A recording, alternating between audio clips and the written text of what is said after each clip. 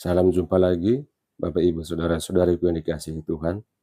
Kita memasuki minggu biasa keempat, tanggal 2 Februari 2025, sekaligus kita merayakan pesta Yesus dipersembahkan di Kenisa. Mari kita menimba inspirasi dari bacaan kitab suci untuk hari Minggu ini.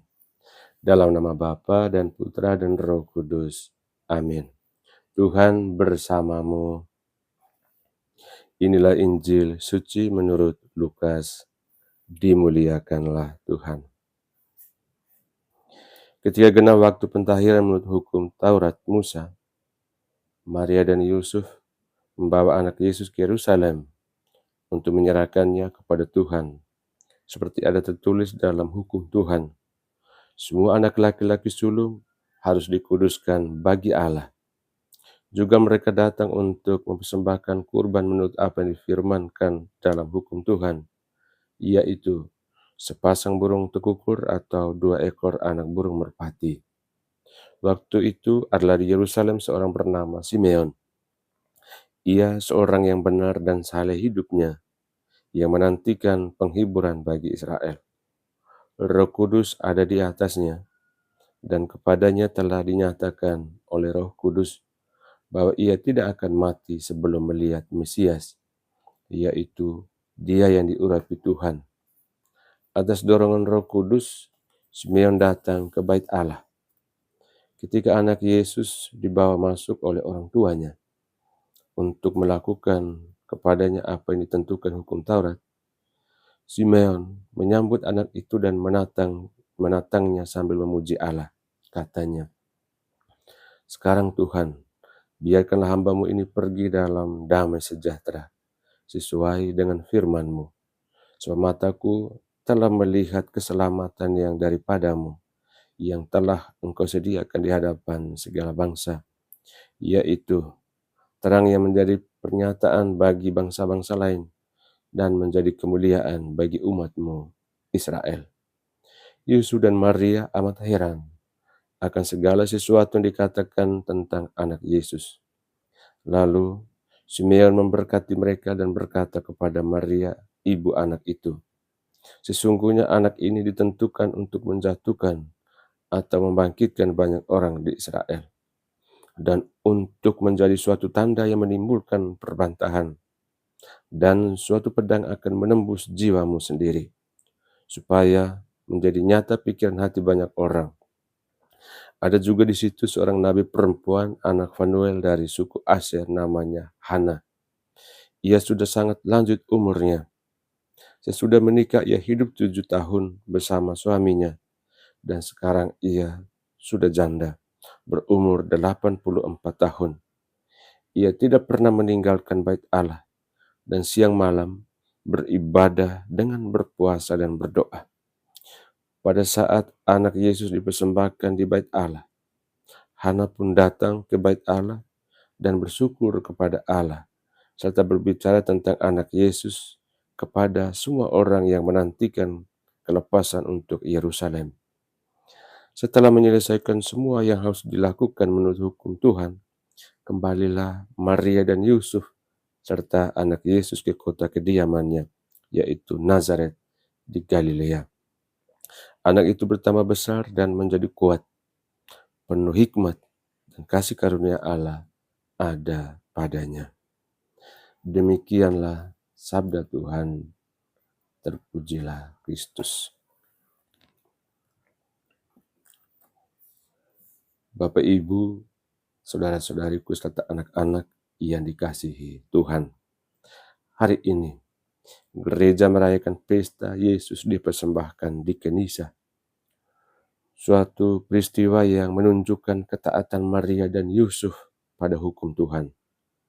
Mereka mempersembahkan Yesus di bait Allah sesuai dengan hukum Taurat yang mengatur bahwa setiap anak sulung laki-laki harus dipersembahkan kepada Tuhan.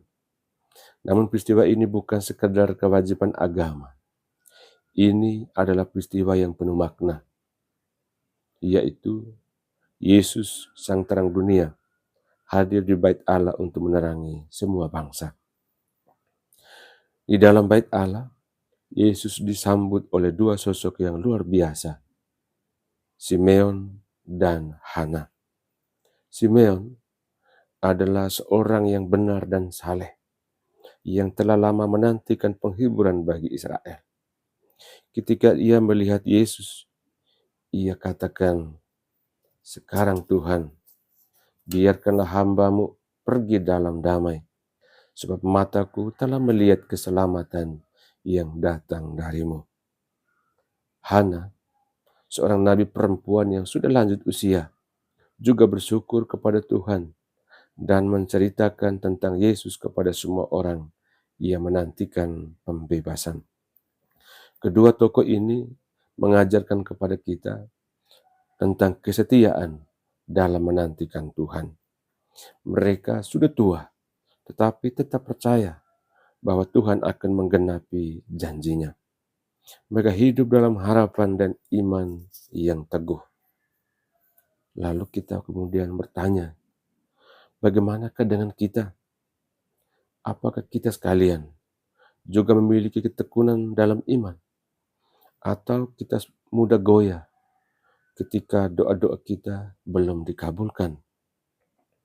Saudara-saudariku, Bapak Ibu umat beriman yang dikasihi Tuhan, Simeon menubuatkan bahwa Yesus adalah terang bagi bangsa-bangsa, tetapi juga menjadi tanda yang akan ditentang. Ini menunjukkan bahwa Yesus datang untuk menyelamatkan semua orang, tetapi tidak semua akan menerimanya. Dalam hidup ini, kita sering menghadapi kegelapan dalam bentuk penderitaan, juga dalam wujud dosa, keputusasaan, dan tantangan hidup lainnya. Tetapi Yesus, Dia adalah terang yang menerangi jalan kita. Lalu kita kemudian bertanya, apakah kita mau menerima terang Tuhan Yesus itu? Bapak, Ibu, saudara-saudariku yang dikasihi Tuhan, kita dipanggil untuk menjadi seperti Maria dan Yusuf yang amat taat, seperti Simeon dan Hana yang setia menantikan Tuhan. Kita juga dipanggil untuk menjadi terang bagi sesama, membawa kasih, penghiburan, dan harapan kepada mereka yang hidup dalam kegelapan. Saudara-saudariku yang dicintai Tuhan, pesta hari ini mengajak kita untuk tidak hanya memperingati Yesus yang dipersembahkan di dalam Kenisa, tetapi juga merenungkan bagaimana kita sendiri mempersembahkan hidup kita kepada Tuhan. Kalau demikian, kita juga bertanya lagi, apakah kita sudah menyerahkan hidup kita sepenuhnya kepada Tuhan? Apakah kita menjalani kehidupan sebagai terang bagi sesama? Apakah kita juga setia dalam iman, meskipun belum melihat jawaban dari Tuhan? Saudara-saudariku yang terkasih, mari kita belajar dari Maria dan Yusuf yang taat, dari Simeon dan Hana yang setia, dan dari Yesus sendiri yang menjadi terang bagi kita sekalian. Semoga kita juga menjadi terang bagi sesama, membawa kasih dan harapan kepada dunia yang seringkali diliputi kegelapan. Tuhan adalah terang dan keselamatan kita. Mari kita hidup dalam terang Tuhan. Amin. Tuhan bersamamu.